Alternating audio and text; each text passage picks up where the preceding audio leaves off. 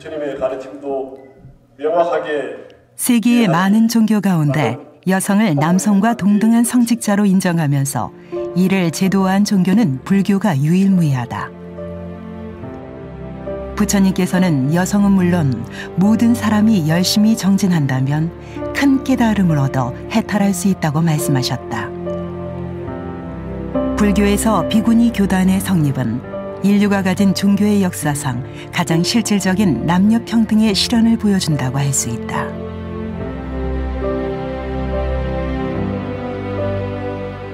제가 속한 이 나라 이곳에서 나와 함께 살아가는 중생들이 이제 더 이상 고통받지 않고 보다 더 행복하게 살아갈 수 있도록 부처님의 법을 잘 전할 수 있는 대자비와 대지혜를 갖춘 부처님의 제자가 되기를 간절히 바라옵니다.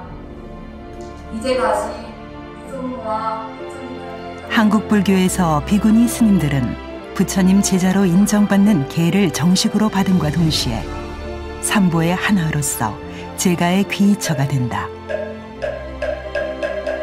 우리나라는 세계 불교 국가들 중에서도 비구니 교단의 명맥이 가장 굳건하게 계승되고 있는 나라로 꼽힌다.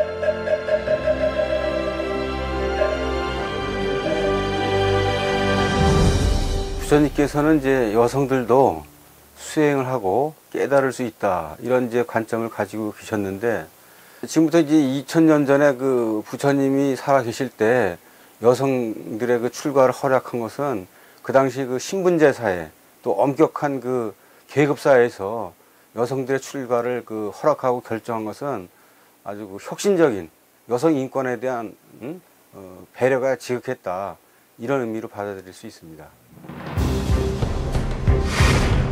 불교 발생지인 인도에서 여성 출가를 인정함으로써 여성 출가자의 영적으로, 지적으로 성장할 수 있는 기회는 주어졌지만 제도적 리더십의 지위는 제공되지 않았다. 또한 동남아의 경우에는 비구 교단만 인정하고 비구니 교단은 인정하지 않고 있다. 이런 것과 비교해 볼 때 한국 불교는 과거에서 현대에 이르기까지 가장 다방면으로 비구니 위상을 정립해 나가고 있다고 할 수 있다.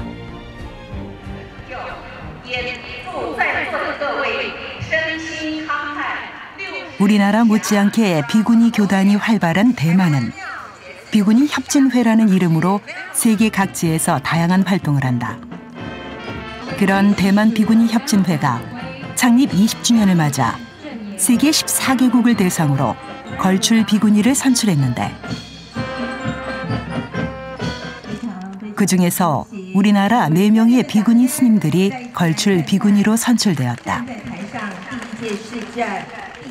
저는 평생 선원에서 정진하고 선원 불사에 매진했던 산승입니다. 이러한 제가 대만불교 비구니 협진회에서 선정한 영광된 상을 받게 된 곳에 대해 감사함과 기쁨을 전합니다.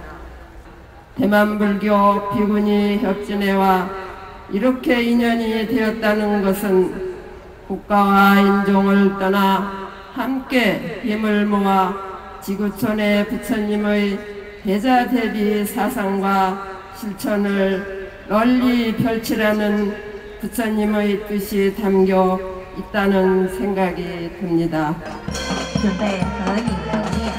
한국 비구니 교단은 세계 각지에서 교육과 예술, 문화, 학술 등에서 부처님 가르침을 전하는 데 앞장설 뿐만 아니라 세계 주요 불교 국가들의 비구니 교단과의 교류에도 힘써 나가고 있다. 이번에 전 세계적으로 45명의 스님들이 상을 타게 됐는데요. 여기 대만에서 20년 동안을 고생하시고 현장에서 이제 오늘이 되기까지 하신 공덕주들이 많고, 그 다음으로는 한국이 4분을 선정이 됐다는 데 대해서 아주 감사하고 기쁘고 그렇습니다. 어려움에서 우리 한국 비구니 스님들이 더 훌륭하시고, 또 앞으로 대만과 전 세계의 지도자들이 모여서 미래를 향하는 그 협진의 꿈이 이루어진다면 아마 한국 불교 비구니 스님들이 초석을 이루지 않을까 이렇게 생각합니다.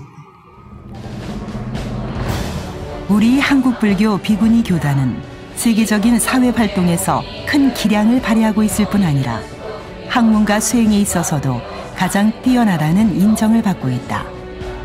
이처럼 세계 무대에서 학문과 수행, 사회 참여 등 모든 면에서 가장 모범적인 위상을 정립해가며 우리 비구니 스님들이 크게 인정받고 있는 데에는 체계적이고 수준 높은 교육이 가장 중요한 배경이 되고 있다고 할 수 있다. 교육이 어느 시대를 막론하고 다 중요한 것이고 어느 단체를 막론하고 다 중요한 것이죠. 분명히 과정을 거치고 체계를 세워야 합니다. 공부는. 그냥 뭐 이것도 해도 좋고 저것도 해도 좋고는 아니에요. 부처님 경전도 역시 5시교로 나누어져 있지 않습니까? 소승교부터 그 다음에 인천인과교, 뭐 대승시교, 대승종교에서 돈교, 원교로 이렇게 계의가 있듯이 역시 승려 교육도 그렇게 해야 된다고 생각합니다. 불교 부처님이 일체 유정부정이 개유불성이라 했는데 불성이 있다는 것은 얼마든지 가능성을 보여주는 이야기거든요.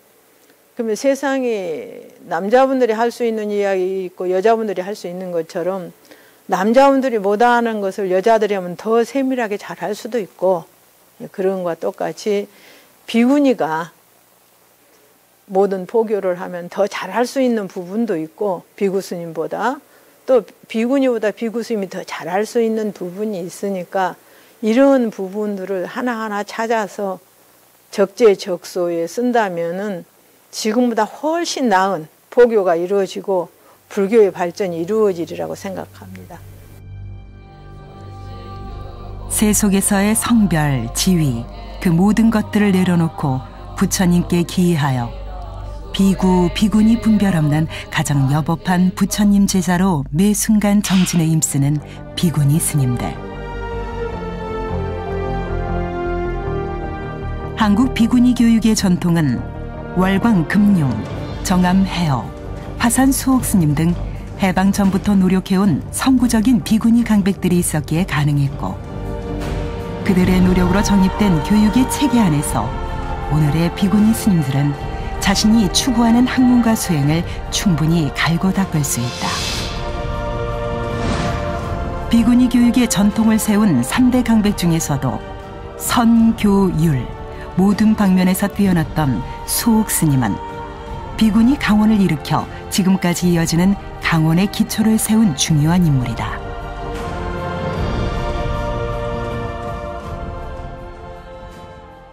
일제시대라든가 해방 직후에서는 비구니 스님들은 작은 암자에 머물고 또 그 남자 비구 스님들이 공부할 때 총괄하는 정도에서 공부를 했지 어떤 일정한 사찰에서 강원이라는 이름하에 어떤 강사 스님을 모시고 학교의 형식을 교육의 시스템을 이용해서 공부한 적은 없었습니다. 근데 이제 정화운동 이후에 뭐 성남사랄까 내원사 또는 이제 강원 같은 경우는 운문사 또 동학사, 청암사 이렇게 약간 이제 사격이 좋은 사찰에 그 비구니 스님들이 입주할 수 있도록 배려를 함으로써 비구니들이 열심히 사찰을 관리하고 불사를 함으로써 그 선방과 강원할 수 있는 사격을 올리고 그러한 상태에서 이제 그 교육의 제도랄까 내용이랄까 프로그램을 결합시킴으로 인해서 어떤 그 비구니 스님들이 어떤 전형적인 사찰에서 독자성을 가지고 참선하고 가원 교육을 할 수 있는 그런 기반을 스스로 자주적으로 만들었다. 해방전 교육을 받은 비구니 스님들은 정화 후 동학사, 운문사, 복령사, 청암사, 삼선 승가대학 등 주요 비구니 강원을 설립하는 주역으로 활약했다. 해방 후 최초의 비구니 강원이 개설된 동학사. 동학사는 1864년 강원 개설한 이후 제10대 운어 스님까지는 비구 전문 강원이었지만 1956년 최초의 비구니 전문 강원으로 바뀌면서 새로운 불교 교육의 산실로 거듭났다. 경전이들이 부처님은 대화로 풀어요. 그러면 제자가 물으면 대답하시고 또 대답에 의해서 다시 또 묻게 하고 이렇게 해서 스스로 알아가도록 인도하는 것이 부처님의 설법이거든요. 그럼 여기서도 그래요. 부처님 말씀처럼 스승과 제자로 법맥을 잇고 그 법맥을 이어주는 주요 공간이 바로 강원이다. 그렇기에 비구, 비구니를 막론하고 치열하게 공부할 수 있는 교육 공간을 갖기 위해 노력하는 것이다. 교육을 받은 것을 바탕으로 해서 또 뭐 일반 대학에 가서 박사과정을 받는 사람도 있고 다른 학문을 하려면은 불교에서 하지 않는 학문을 하려면 그렇게 할 수밖에 없으니까 그렇게 하고 군부대에 가서 하는 군법사도 있고 또 교도소에 가는 법사도 있고 또 군인회에 가서 지도하는 법사도 있고 그 외에 뭐 어린이 법회도 하고 또 모든 분야에 비구니가 들어가 있지 않는 곳이 없습니다.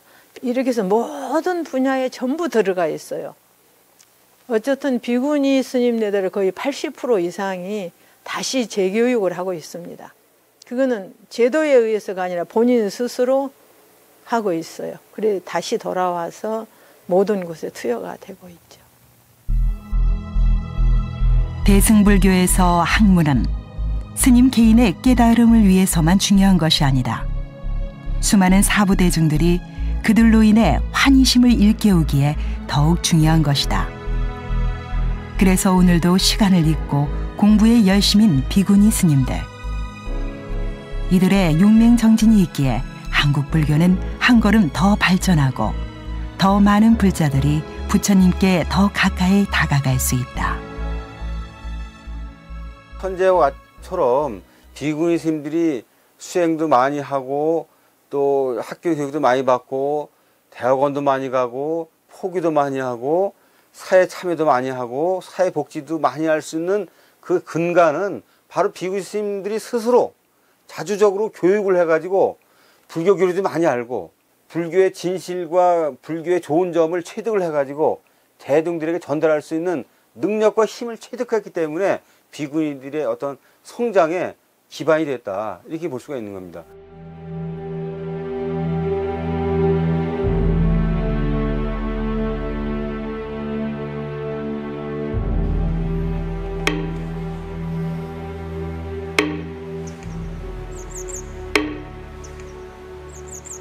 고즈넉한 산사를 울리는 맑은 목탁 소리. 강원과 함께 중요한 선원은 비구니 교육의 정신적 뿌리다.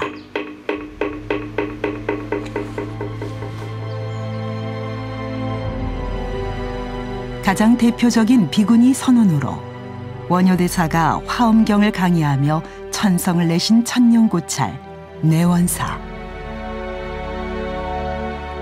한국전쟁으로 전소되었다가 내원사에 59년 선원을 지은 분은 수옥 스님이다. 원효 스님에서 수옥 스님으로 이어진 내원사의 가풍은 성과 교가 함께 어우러져 그 힘을 지닌 도량으로 오늘날 많은 수자들이 깨달음의 꽃을 피워내고 있다.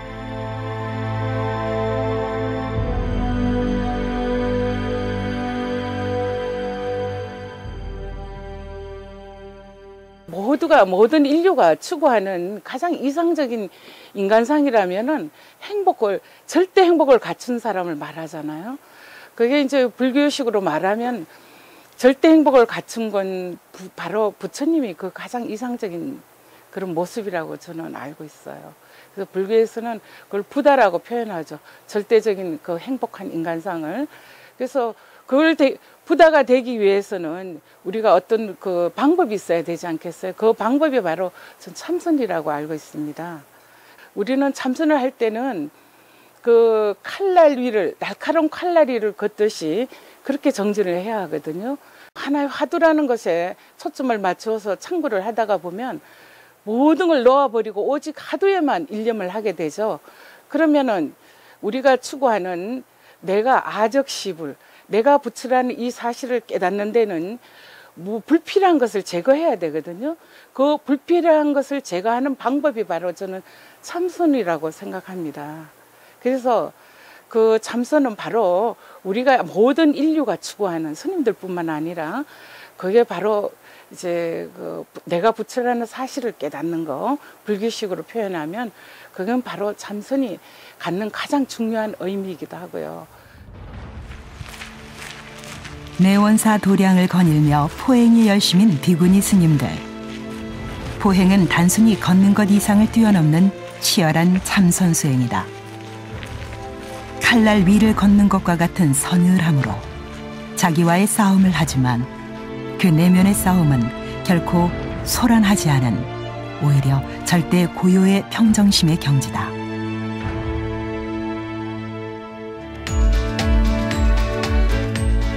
도심 한복판에 자리 잡은 삼선승가대학원.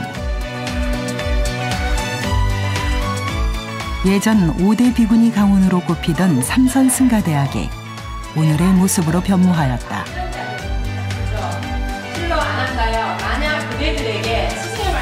삼선승가대학원은 도시에서 포교 활동을 하고 있는 스님들이 사찰에 상주하는 대신 등교를 하면서 배움의 기회를 가질 수 있는 유일한 비구니 교육기관이다.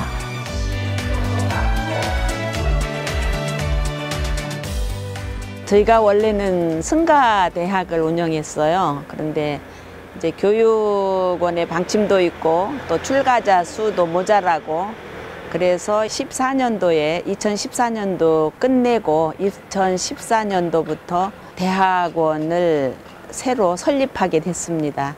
근데 여기는 이제 재교육을 하는 그 교육기관입니다. 그래서 이제 승가대학에서 미처 다 공부하지 못한 분야, 예를 들면 뭐 초기경전이라든가 또 뭐 대지도론 뭐 이런 것도 여기는 순차적으로 과목에 넣어서 교육을 하고 있습니다. 그래서 이제 한문에 대한 원전이 좀 부족한 부분을 다시 메꿔주고 또 다시 일반 승가대학에서 하지 못한 공부를 재교육시키는 그런 그 목적으로서 이 승가대학을 설립하게 됐고 그런 방향으로 운영을 하고 있습니다.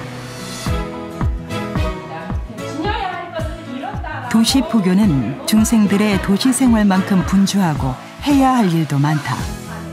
따라서 스님들도 마음먹은 대로 공부를 하기가 여간 쉽지 않다. 스승은 경과계가 될 것이라고 스승을 지목하는 부분이죠. 하지만 삼선승가대학원과 같은 재교육기관이 있어서 시기를 놓쳐 미처 더 배움의 시간을 가지지 못한 많은 스님들이 그에 대한 갈증을 해소할 수 있다. 이러한 교육의 확대를 통해 한국 불교 비구니 교단이 가지는 위상과 역량은 더욱 향상될 수 있는 것이다.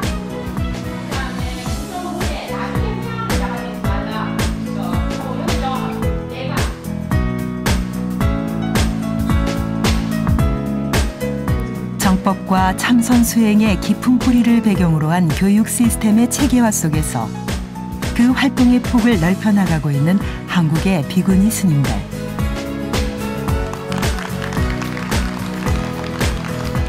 이런 분위기 속에서 교육의 방법과 내용도 다양해지고 있다.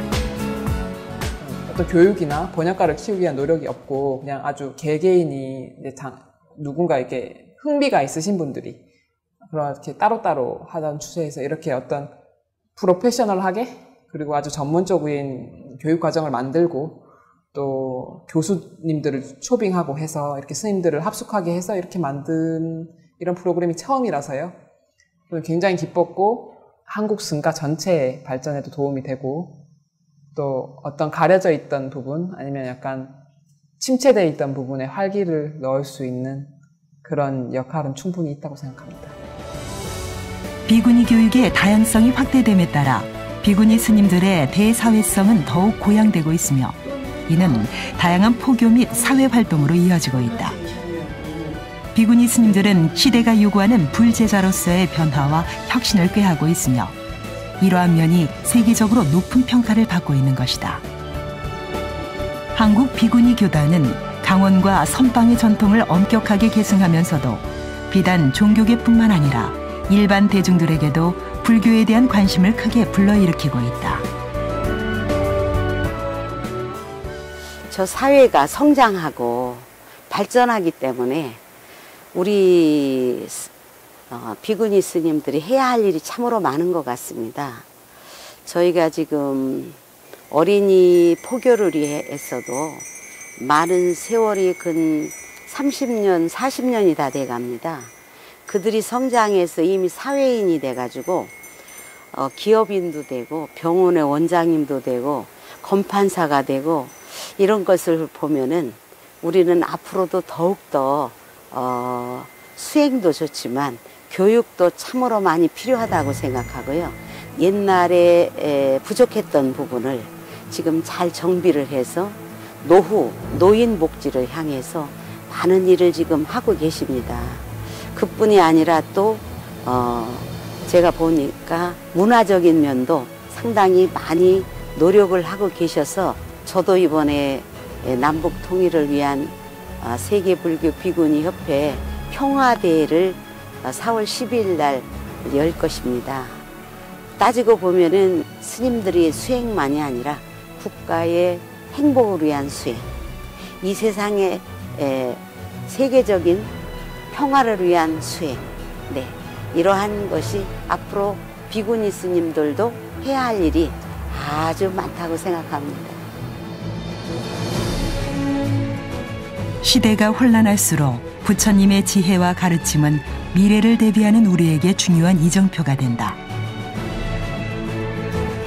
그런 측면에서 한국 불교의 비구니 스님들의 역할은 크다고 하겠다.